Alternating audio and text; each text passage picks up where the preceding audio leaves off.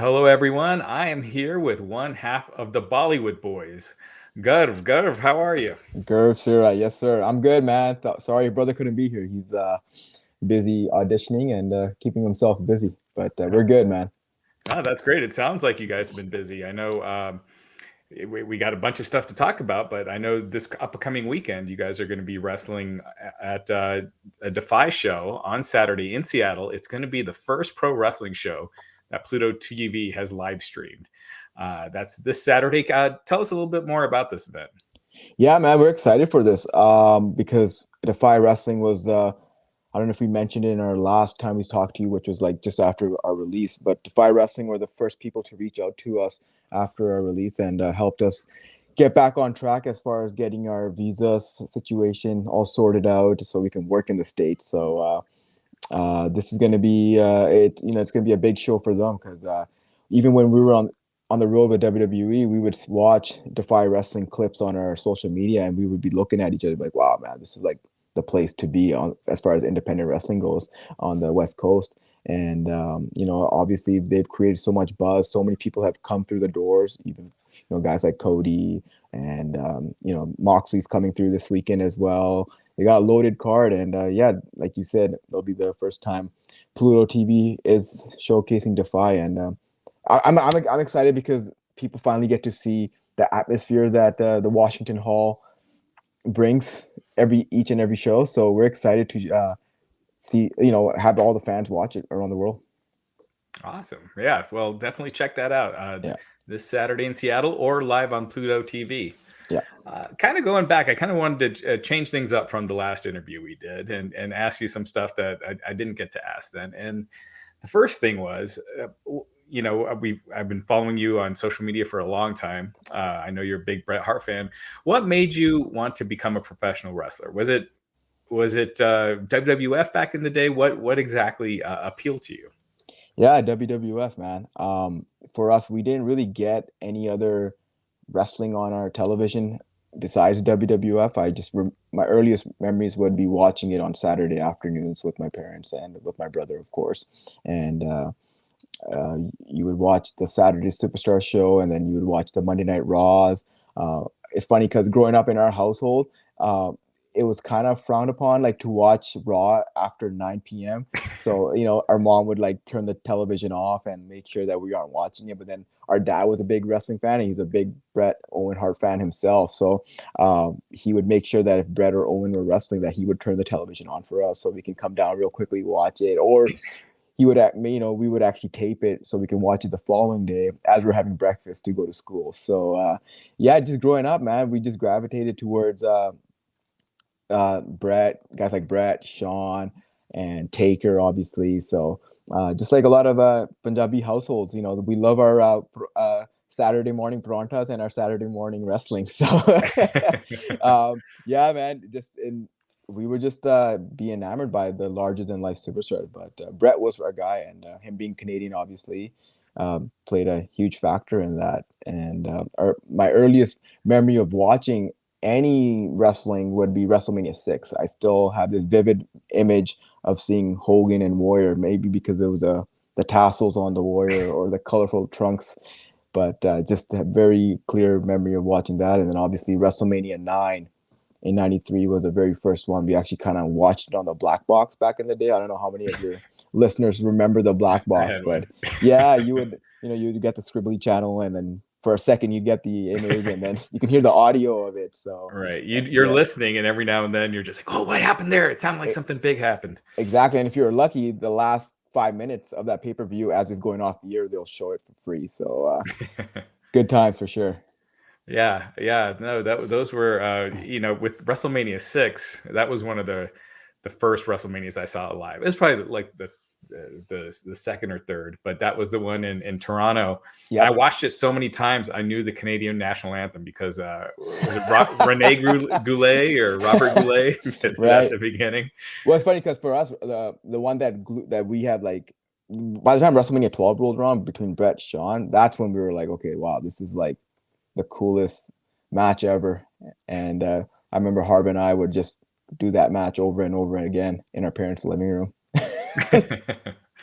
There's been a lot of Bret Hart appreciation lately. Oh yeah. What's your favorite Bret Hart match of all time? Again, I would have to start with Brett Sean. You know, as kids, we were watching that one. That one definitely still stands out, I think, to this day. I don't know what everyone's opinion on is that, but for me, that was like the match. And to go 60 minutes, I mean, the the stamina, the cardio, you know, the physical shape you have to be in for that kind of match is second to none. And then obviously, I loved Brett Owen WrestleMania 10. Very underrated, I feel sometimes. You know, they didn't get as much love as other Bret Hart matches.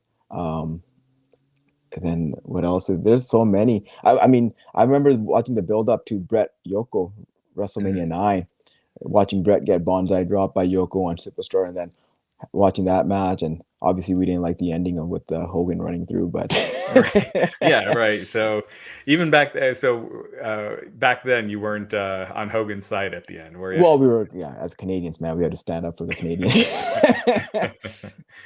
Yeah, no, he was that was shady what he did at the end of that one. Well, it's funny because even like I remember by the time WrestleMania 10 rolled around and the build up between Brett Owen there, it was like I remember TSN. I don't know how many of your listeners know that the sports channels up here in Canada, but like there was a lot of coverage of Brett and Owen going at it, and at that time they kept kayfabe strong.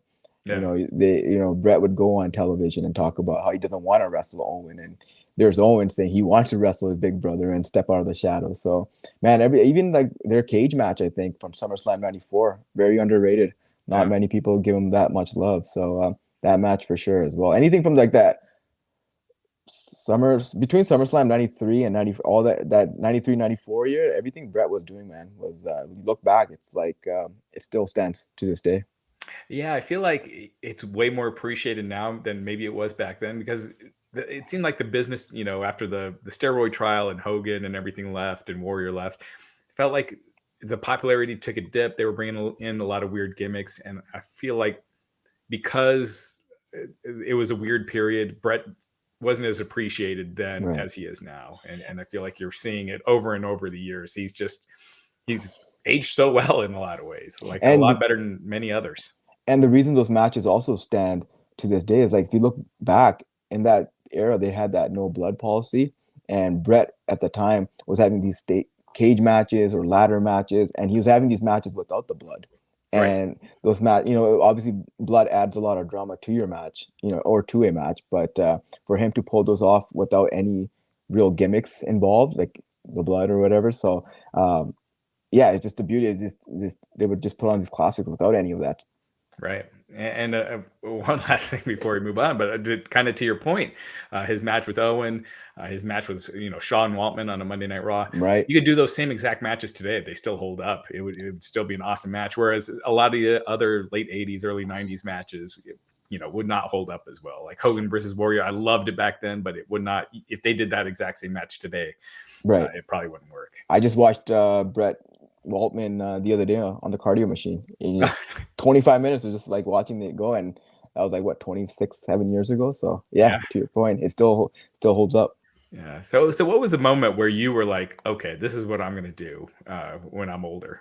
I think right around the time WrestleMania 12, like I said, that was more like when Harv and I were both like I was 12. There's a 3-year age difference between us. So like I was 11 and he was probably 8 or 9, and we were both like just into it so much. I don't think we had a exact moment like, okay, this is what we're gonna do when we're older. I think we just, like I said, we watched it as kids with our family, and then as we continued to watch the Attitude Era in the late '90s and then the early 2000s, it was just like getting bigger and bigger, and the characters were getting bigger and cooler, and like then here comes Steve Austin and here comes The Rock, and now there's the buzz is all over you, and it's so popular in high school. I just never grew up. We never grew out of it. Even our high school locker rooms, you would just see like all these wrestling posters hanging on our lockers. So I guess we were always these kids that just loved wrestling, and again, never really had that moment where it's like, okay, this is what we want to do. We grew up playing ice hockey together and doing martial arts, taekwondo together, and obviously as Canadians, you want to make it to the NHL, but not everyone does. So, Right. but Yeah. sorry, go ahead. Oh, I'm sorry. But having Indian parents myself, when they figured out, when they learned that this was serious, this was really, what you wanted to do, was that because I could see my parents, they're like, no, nalayak, Yeah. you're going to school. Right. What was the reaction like from your parents? Our parents never, that's one thing we're very lucky and very fortunate. Our parents never really told us, hey, you have to be a doctor or a lawyer, or, they wanted us to get our education, which we did. We're very proud of it. And Mhm. they still wanted us to have a backup plan when we told them that we want to become wrestlers. And whenever we had that conversation, they wanted to make sure that we have something to fall back on. Like, I have a background in criminology. That's my background. My dad made sure that before he took me to Calgary to start with the Hart family and the dungeon, that I got at least a semester under my belt. So I did that. But they always man, that's one thing that I always get emotional talking about is my parents, because again, middle class family. Our dad is a bus driver. He still works to this day. He's 71 years old. And our mom works in a retail store, so nothing, like, we didn't come from like this flashy lifestyle or anything like that. We were just like, it's just the four of us. And they just made sure that whatever we did, that we put our heart and soul into it. And whether it was hockey growing up, oh, dad, I want to be the next Wayne Gretzky, or can I get this hockey card, whatever it was. And hockey's not a cheap sport. It's an expensive sport, and to support two kids growing up wanting to play hockey, that that adds up. And then sure enough, with wrestling, all you need is a pair of trunks or a couple of elbow pads. So no, man, very supportive, very encouraging. My dad dropped me off in Calgary, like I said, on my first day of training with Bruce Hart, and he waited outside the door, outside the dungeon, and in the Hart house, he wanted to make sure that I know everything was on the up and up. And like, you would hear about these shady promoters that would take these money orders or anything like that, but no, man, he was cool. He made sure nobody's been more proud and supportive, even to this day, even after we got released. Our dad still, our mom still, they encourage us to continue pushing, and they know the dream's far from over. Yeah. Obviously, the big break with WWE came with 205 Live. Um, how did you get? I remember first seeing you guys at the first Global Force Wrestling tapings in Las Vegas. Oh, you were there? Yeah, I was at Oh, that one. wow. Yeah, we were there for. Yeah, Wait, yeah, we got where invited. was that Bollywood sign? Well, I was there for media, so I felt like I couldn't hold it up. But that was the first time I saw you guys, and Wow. I Okay. remember just being like, you guys really stood out because there Oh, were a thank lot you. of names from TNA and places like that. But as far as new talent, you guys were, I thought, really stood out. And then, you know, it wasn't that long after that you get the call for 205 Live Yeah, I mean, and the Global Cruiserweight Force. Classic. Sorry. Yeah, so I think GFW, those TV tapings took place in like mid 2015, and yeah, to your point, a year later was Cruiserweight Classic. And I mean, in between all that, we were still trying to stay in touch with talent relations department in WWE. I mean, to sidebar here, we had to send our. I mean, I remember sending my very very first promotional package. I'm talking about like DVD 8x10 with information on the back of it to I don't know how many, if you remember the name, Mike Bucci, Nova. Mhm. He Right. he was working the office at that time. This is like 2006 or 7, and that was the very first promo package we sent. And obviously we're like a year and a half in. Like, I wouldn't have signed myself, So but that was just us hearing like, hey, always try, always keep, you don't want to regret and not send anything, so you never know when an opportunity comes up. So we did that for many years, and then finally, obviously, Global Force came through Jeff Jarrett, who we had worked with in India for Rinka King, which is like, Rinka King was what put us on that international map. That, okay, now here, who are these kids that no one's ever heard of, like, from an Indian talent standpoint. And because we were working all the way across Canada for all these years, Right. but Canada only gets you noticed so much. And this is the early days of social media or YouTube as well. So when GFW came up, and then we were still sending our stuff to, like I said, talent relations, and then we were just staying in touch with them all these years, man. Like, we were like, hey, this is what we're about to go do next week in Las Vegas. Just wanted to give you a heads up, or this is what we did after, or this, yeah. So and even the Cruiserweight Classic tournament for CWC came at a very, very, it was odd timing. It was like middle of February. first week of February, and I still remember because that was the time actually going back to Bret when we got the email for the Cruiserweight Classic tournament. I think that was the same day Bret had announced he had cancer in 2016.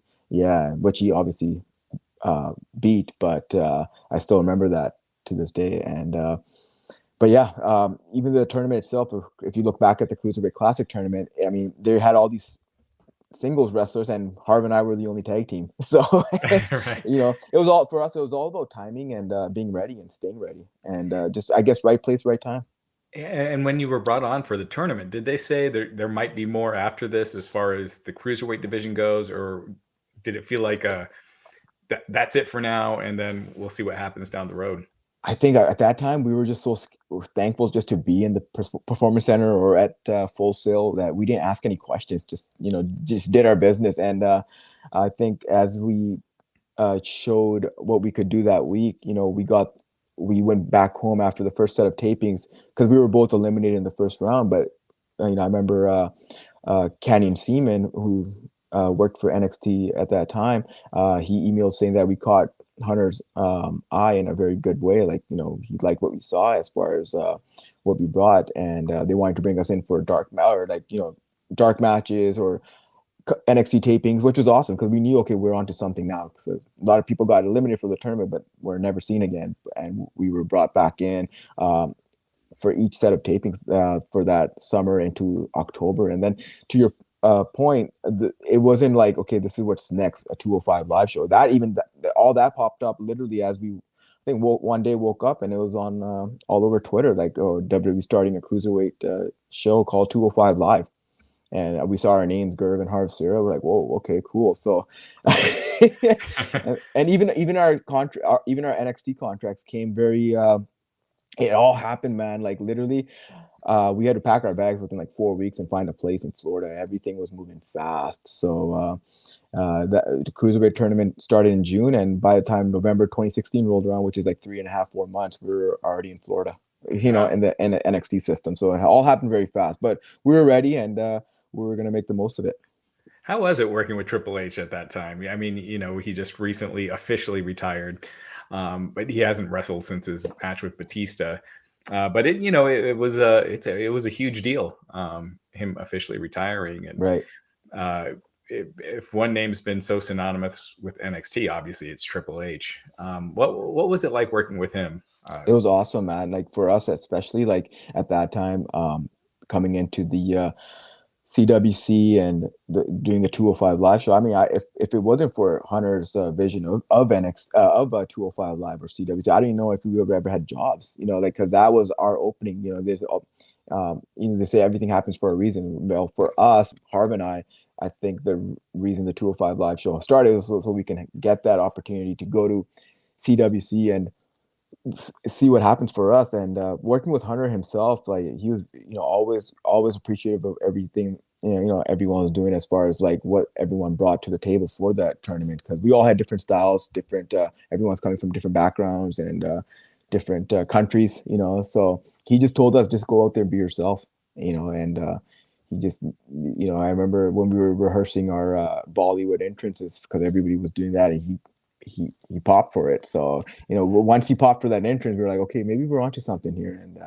it's different, we're standing out. So and then you fast forward our run with Jinder, and then going to India, and being in that spotlight with Hunter there with Jinder, man, that was something special too. And something that we're very lucky that we were able to share that spotlight with Hunter, so because it'll never happen again, probably, so Right. for Yeah. us, like, yeah, man, it's a big thing. And especially again, going back to it's funny, like, going back to what you were talking about as our parents, like someone like our dad, like super excited that we got to even have that moment in India, let alone with Hunter. So we're very thankful and very appreciative of the opportunity that we had because of Hunter.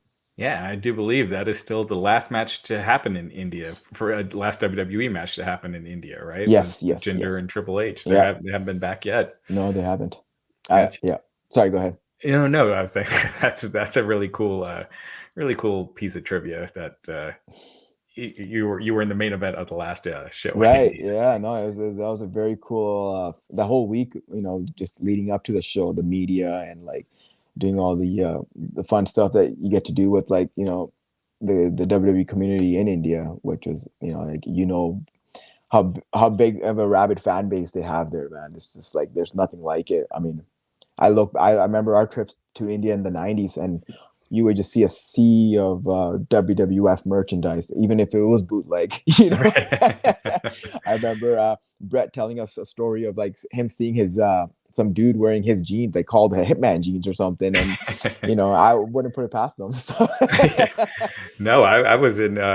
We went to India in late 2019, right before COVID happened, and we saw. We'd see like Roman Reigns' picture on all these, Right. little shops, Yeah. things like he's endorsing it. But 30 years later, man, like you still go to India today, one person that you'll see no matter what is the Undertaker.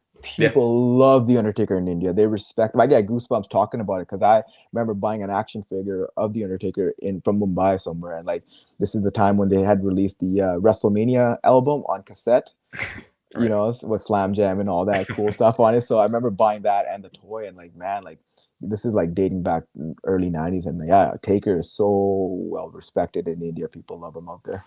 Yeah, did you get to interact much with Taker? Just a few times when he came into the PC getting ready for his return match there with Roman Hmm. for WrestleMania that happened in Orlando. So he was coming through there. No, he was cool, man. He was watching a lot of the workout in the ring while he was rehabbing, and I remember talking to him just briefly and asking him obviously about his matches with Bret, and the one that he had in '97, especially SummerSlam '97, which is another one if you want to talk about an underrated Bret Hart match, is him and Taker. But, Yeah. however, I do like the one night only. I think it was in the UK they had in '97. That was a really Yeah. one night only or one. Yeah, I think it was one night only. Yeah. Yeah, in '97. So yeah, man, I was just picking his brain because of the whole like Taker being a big guy, us being smaller guy, just talking about big man, small man psychology and you know his thought process going into those matches. So no, Taker was really cool. I remember even chuckling with him about that fake Undertaker who was his brother. Sorry, his cousin Brian Adams, I believe. That Yeah, in right. that you remember that Bollywood movie? Yeah, Kiladio ka Kiladi. Kaladi, yeah. We talked about that, and up until like literally when we told him, obviously we knew that wasn't him, but like as kids, we're like, oh my god, Undertaker's in a Bollywood movie. And he did the job too at the Yeah, end. to Akshay Kumar. Yeah. He killed Crush at the Right, beginning. right. Yeah, I think Owen was in it, Savio was in it, and a few others. Yeah, that's still surreal to this day. But yeah, if anyone listening, just Google Undertaker Hindi movie. Oh, It's dude, it's awesome. it's still on TV. Oh, I'll go to my parents' place and it'll be playing in the background somewhere. Yeah. And Akshay Kumar, he's still the man. Dude, man, you talk about a guy that hasn't aged or can still move like he's 25. Do you know what I'm saying? Like unbelievable. And you know what? A lot of it is credit to his I know he keeps a very clean lifestyle. Like he still does martial arts, doesn't drink, doesn't smoke. Um yeah, man, like that guy just he's an athlete more than anything, I think. But even like I look at like Shah Rukh Khan, and he looks he Yeah. looks just tremendous, and Amir Khan and Salman Yeah. Khan. It's insane how little those guys have aged, and they're over 50. All of them. Right. Yeah. And I think Salman's like nearing almost 55 or 60 too, man. Like, so, like, no, those guys are fit. Like, especially guys like Salman Khan, who have been, those guys were the trendsetters of like what you see today, or like everyone's like lifting weights now or like in shape. But Salman was doing that back in the early 90s. Right. Yeah. Yeah. No kidding. Him and He's been ripped though, for the forever. 40 years or whatever it's been. That's the goal though for me, man. I want to be like Salman when I'm older. Like I want to be that. I want to be in that great shape when I'm older. Because Yeah. no, for sure. Like even got like you said, got like Akshay Kumar, man. Like you know, north of 50 or like mid 50s, just still looks tremendous, and Yeah. that should be the goal. Yeah. Yeah. Absolutely. Yeah, for sure. When you guys got paired with Jinder, I remember when Jinder won the WWE Championship. When did you all find out? Did you find out like the day of that was going to happen, or did you find out a week before or weeks before that it was kind of moving in that direction? From what I remember, I think it was the day of.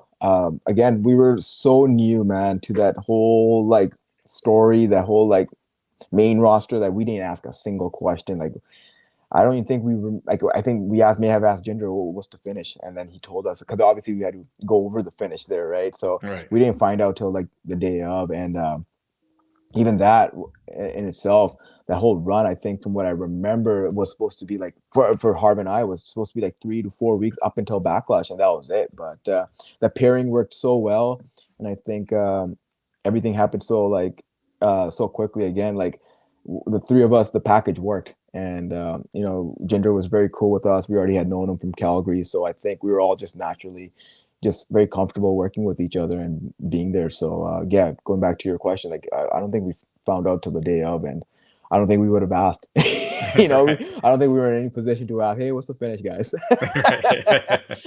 Yeah. But when you hear that, that must just blow your mind, right? Yeah, Like, yeah. No, for sure. And it's one of those things, though, but you never know. It doesn't.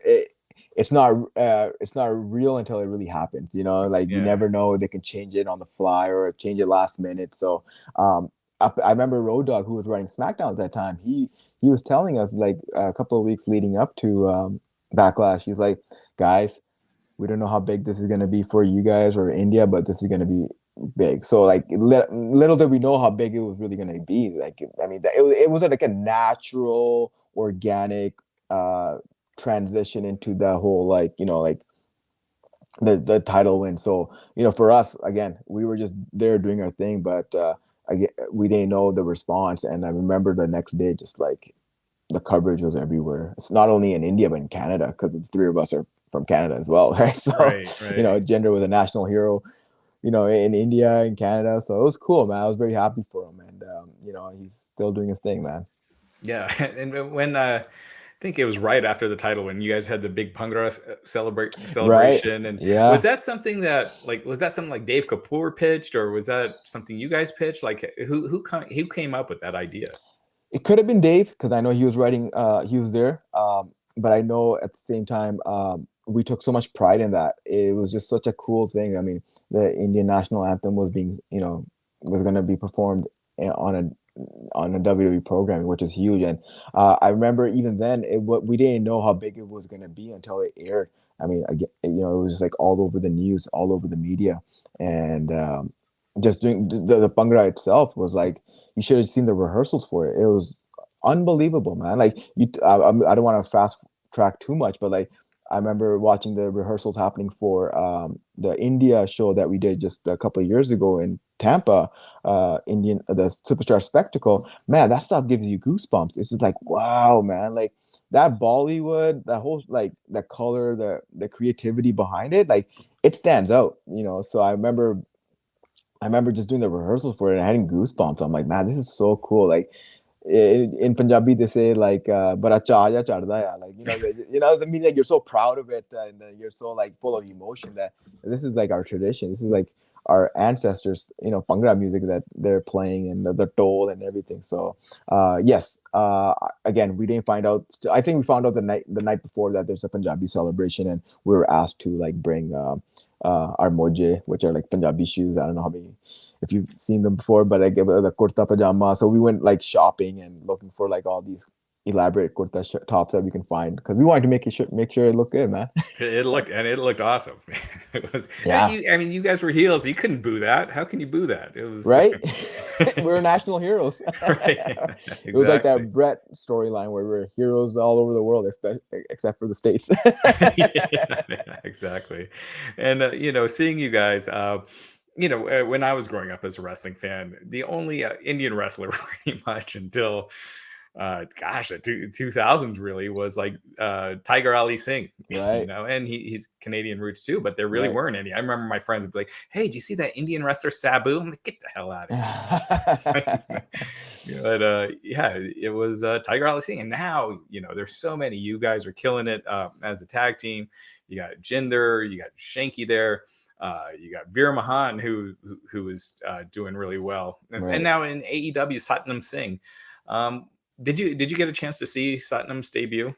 I saw it on social media. I saw whatever's on Twitter, but we actually met Satnam years ago when he first came through the PC for a tryout there. I remember being there for his tryouts there that week, and I think at that time he was still focused on his basketball, Mhm. and wanted to kind of put that still in the forefront. But no, I'm happy for Satnam, man. Great guy. I mean, people should know his story. He comes from a very so I don't know what the exact town is in Punjab, but like like humble beginnings for him too, right? Like what a story for him, and he's like another guy, making so many people proud, and I'm very happy for him. And I even Veer and Shanky, Shanky's so respectful and so like such a nice kid, man. Like you want to see everybody shine and get their opportunity to uh, you know, reach their full potential. Whether they do or not, that's to be seen. But hopefully, everybody gets that opportunity to make the most of every all the minutes that they get, because TV time is valuable. So hopefully, they all do well. Yeah. What are your thoughts on Veer? Because I think he has a Disney movie, Right. made after him, and they kind of have him doing kind of a stereotypical kind of like it's almost like a cross between Umaga and Amrish Puri in Temple of Doom. Like the. Right.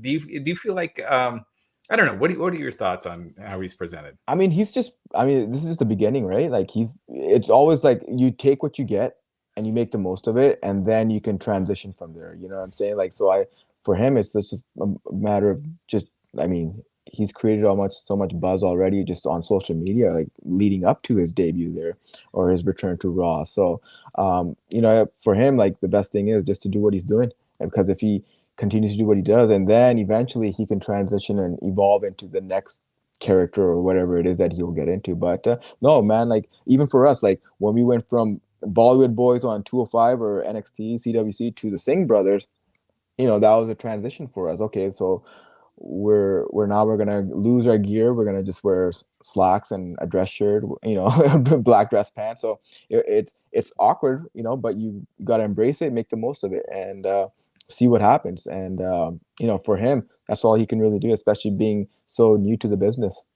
Yeah. Um, one of the most famous spots when you were with Jinder and you and Harv was the feud with Randy Orton. Right. And obviously, I think everyone remembers that spot where Randy Orton dropped Harv on the table. It was just Right. such Yeah. a nasty looking spot. Yeah. Uh, did Orton say anything? I mean, I'm sure he must have. You could tell by his face he felt terrible instantly. That's it. Sorry, go ahead. Yeah, did backstage? Did he come talk to you guys? Oh yeah, no, everybody, everyone, it's funny when we got to the back. I remember after the finish of the match, they had the medical team waiting for us. And we walked through the curtain into Gorilla, and everyone's like, they had like 2 3 trainers, and like everyone there. Are you guys okay? We're like, yeah, like we're good. And it's funny. I think we just posted that picture on Twitter recently for Randy's 20th, and people are like, oh, such a nasty looking bum. But little do people know that honestly, man, like first of all, we're lighter than Randy no matter what he does, we're gonna go up in the air. And second of all, we wanted to make it look good. Like we didn't want to sandbag or anything like that. So, or not go high enough. So for us, man, it was our opportunity to shine, and we wanted to make sure that bump looked as surreal or killer as possible. So like it's like what the Hardys were doing when they first broke in. They wanted to make sure that everything that they did looked like insane. So for us, that was just hey man, like even the Punjabi prison bump, we knew one of us was coming off that. And, how we don't know where, like when it happens, but for us, it was just a matter of like making sure that whatever bump we took, they get replayed, and I think we accomplished that. And we were trying to win the respect of the locker room too, because we were just these new kids that came, not kids, but like we were just these guys that came in from the NXT system into the main event picture, and we wanted to make sure we earn our stripes. So that was more of like a personally, we wanted to make sure we got over with the locker room more than anything and earned their respect.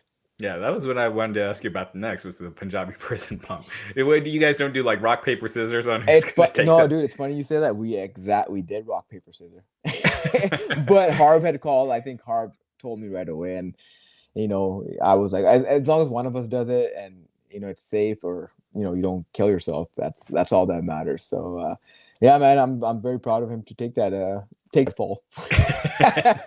Did you guys suffer any serious injuries during that run? Nothing. Nope. Nothing. Nothing. Nah, man. We were very lucky. Knock on wood. It's funny because every injury that we did have during our entire run in WWE was stuff that we've done 100 times. Like Mm, when Hart threw out his knee, I don't know if you remember or not, but his ACL with that it was literally him jumping out of the ring, like just hopping out of the ring, and there goes his knee. It's like, well, come on, dude. Like we hop out of the ring every day, right. And Yeah.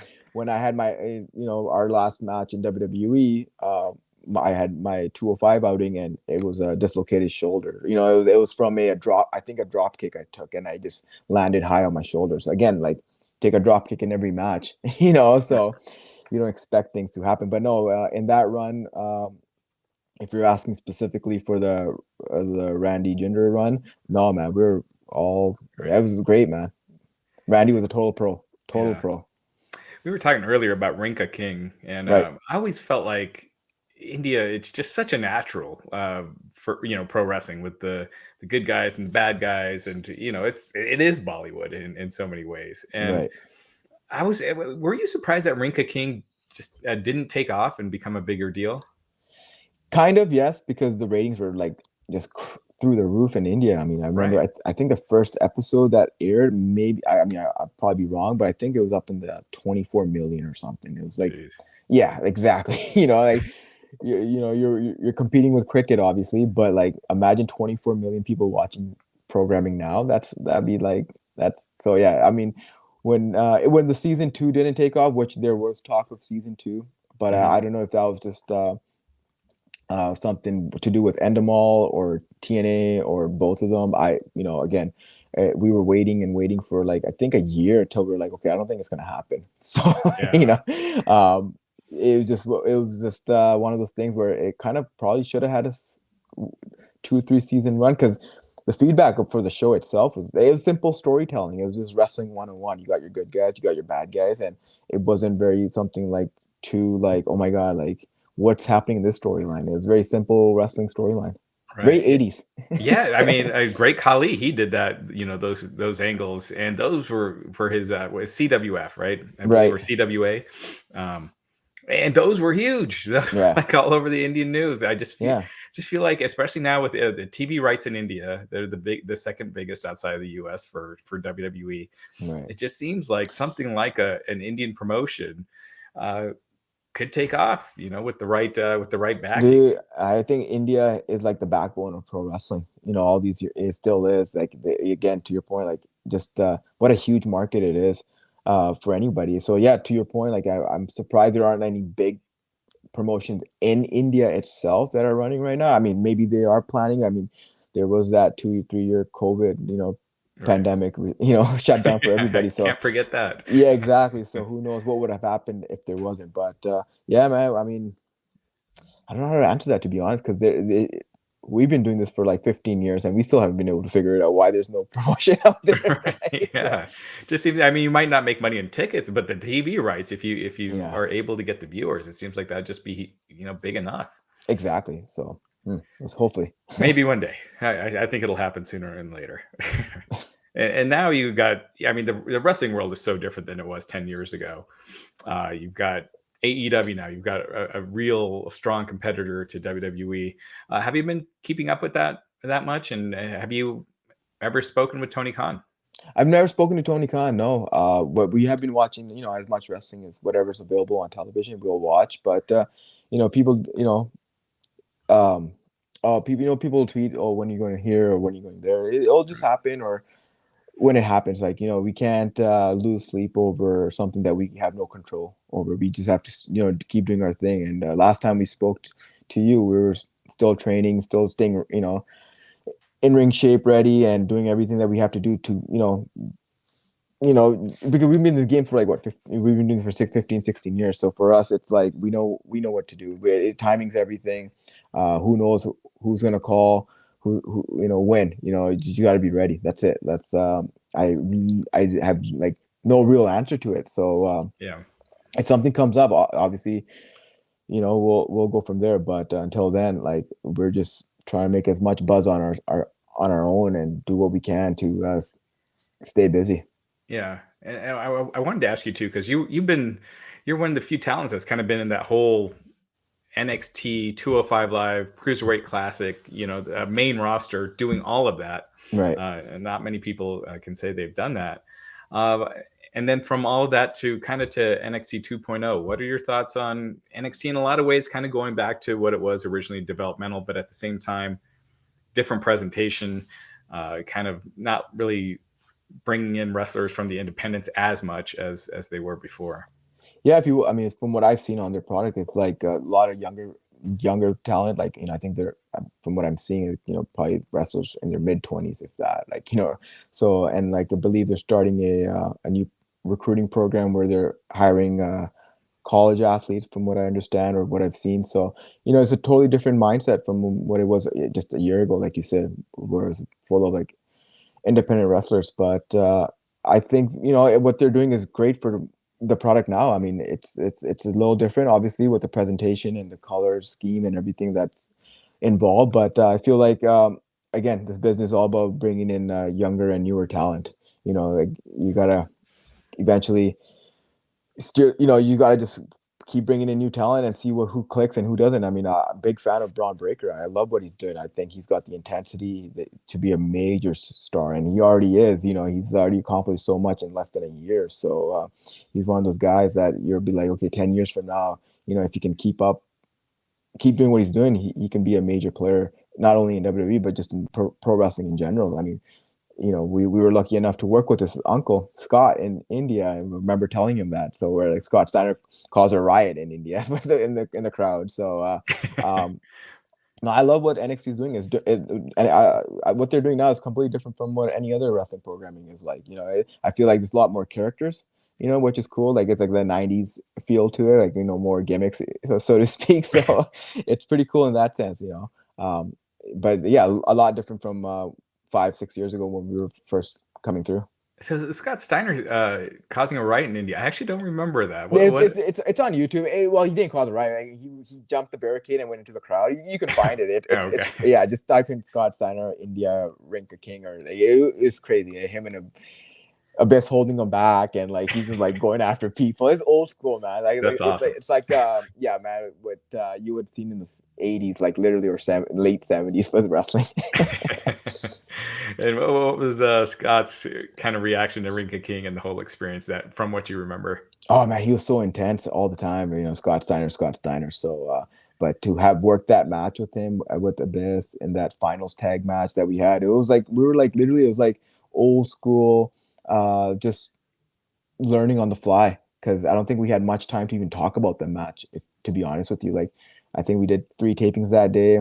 I think Scott had like 3 or 4 segments, and ours was the last. So I think we had maybe like 10 minutes tops to put something together, and like the rest was just like listen to me out there. So if you watch any of that stuff back, it's just Scott talking to us and like really like just carrying us through like a true veteran, man. Like that's a lost art in wrestling, especially television wrestling, where everything needs to be like, for camera shots, everything needs to be picked up. But like, that was very like probably the last time anybody ever even called a match to us on the fly, which is cool. Yeah. That's great. Yeah, that's how long we've been doing this, man. Yeah. And then again, after all these years, you're back. You guys are back. It's great to see, the independent scene back thriving again. Yeah, Defy Wrestling airing live on Pluto.